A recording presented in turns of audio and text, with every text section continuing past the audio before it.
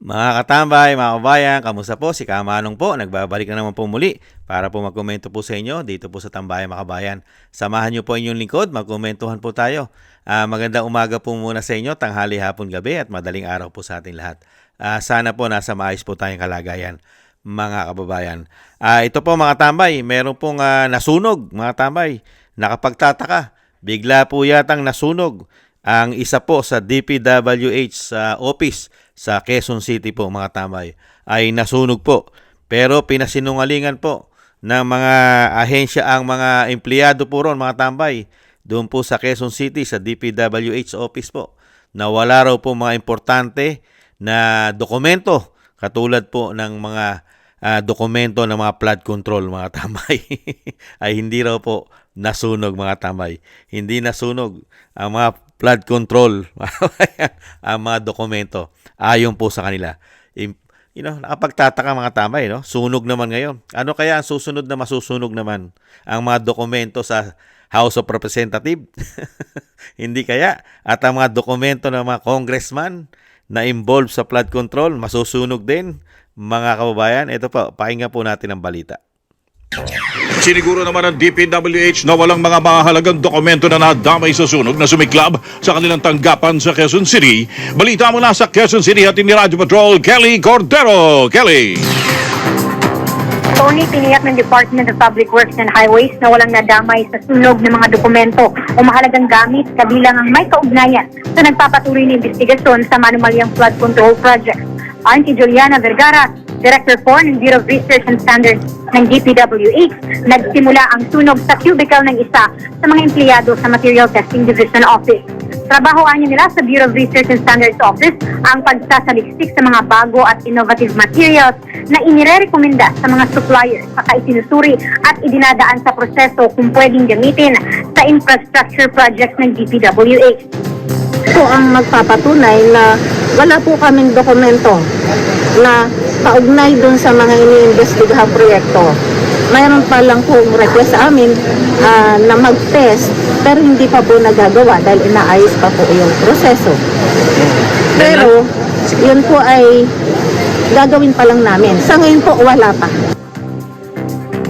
Tatlong opisina ang nadamay sa sunog kabilang ang Material Testing Division, Standards Development Division at Technical Services Division.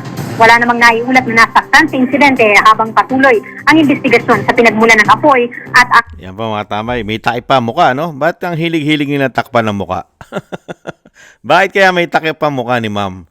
Nagsasalita na wala pong nadamay na mga dokumento.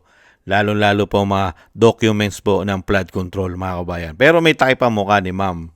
Di ba? May takip pa mukha. Nakita nyo po, ang karamihan po nagsasalita po sa kanila, puro may takip pa mukha. Samantalang po ang mga testigo po na humaharap katulad po ni Master Sergeant Gutesa, mga tambay, walang takip pa mukha. Pero sa kanila, lagi may takip pa mukha, mga kababayan. Lalong-lalo po yung mga witness na binabayaran daw po umano. Ayon po kay alias Rene ni Risa Ontiveros, puro may takip ang mukha, mga kababayan. Unbelievable. Yan po. Plus report po nila yan, mga tambay, na nasunog po ang isa po, ang opisina po ng DPWH sa Quezon City, mga tambay. Nasunog.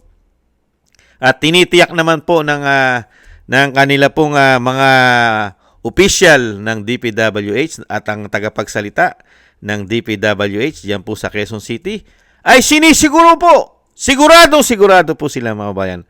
100% sigurado na walang importanteng dokumento katulad po ng mga flood control na under investigation po ay hindi po nasunog ang mga dokumento, mga kababayan. Malalaman lang naman po nawawala yan pag iba na po administrasyon. Ngayon po kasi, hindi pa naman po importante sa kanila yan. Dahil yung investigasyon naman po ginagawa nila, hindi naman po para panagutin at para ituro ang mga tunay na sangkot at salarin at malalaking isda at malalaking ulo ng buhaya at mga demonyong mga politiko na magnanakaw sa ating bansa.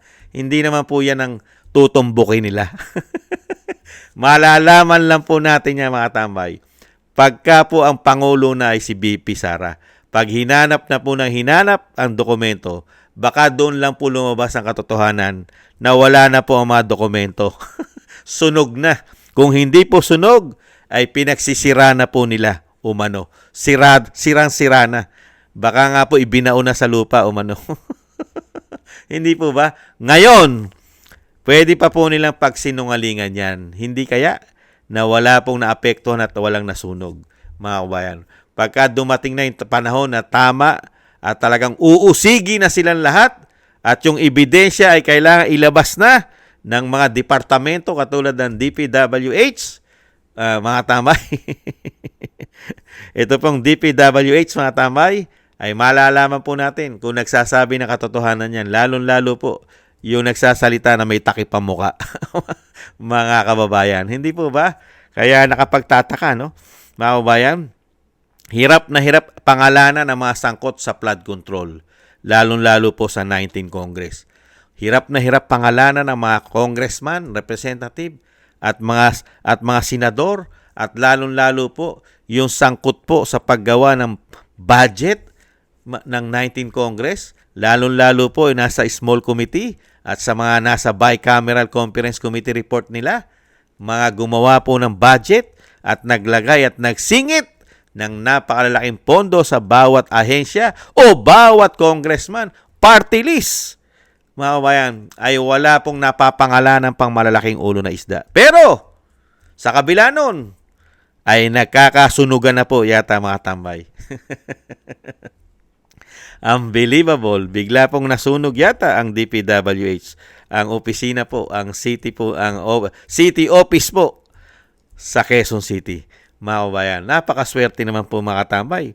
Kung yan po ay nasunog, mga kabayan, ligtas na ligtas yata ang mga dokumento ng mga sangkot sa mga nangungumisyong politiko. Hindi kaya?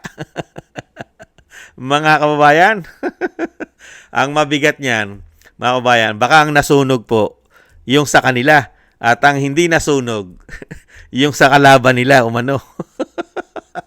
Hindi kaya, mga kababayan? Kaya po hindi malayo, mga kababayan, baka sa mga darating na oras, araw o buwan ay ang masunog naman po ang mga dokumento naman po sa House of Representatives at Senado. At hindi rin kaya masunog ang mga dokumento na nasa Malacanang? Magkasunod-sunod na po ang sunog, mga kababayan. Unbelievable. Kaya po mga tambay, kaya nga po sinasabi nga po madalas ng isang convicted ng child abuse na si Franz Castro, malabo pa kayo sa sabaw ng puset. Mga kababayan, halatado po kayo masyado. Hindi naman po tanga, bobo at gago na mga Pilipino para hindi po kayo mahalata.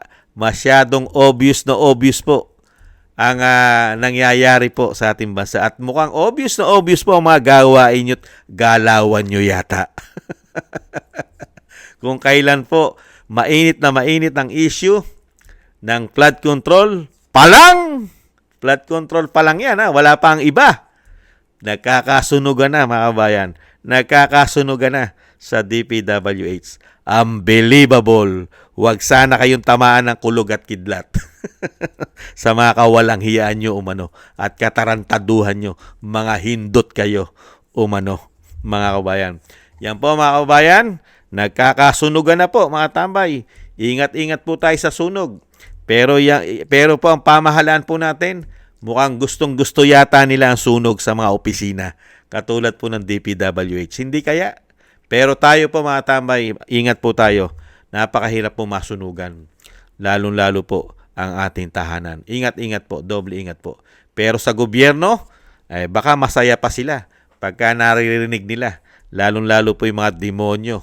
Nagpaka-demonyo sa pera ng taong bayan. Nagpakawalang iya. Itong mahindot na ito. Baka po abot tenga po ang mga ngiti niyan. Umano, dahil nasusunog ang DPWH office. Hindi po ba mga kabayan? Maraming salamat po sa mga nagusto po ng ating Tambayang Makabayan sa YouTube at TikTok at sa mga subscribers po natin.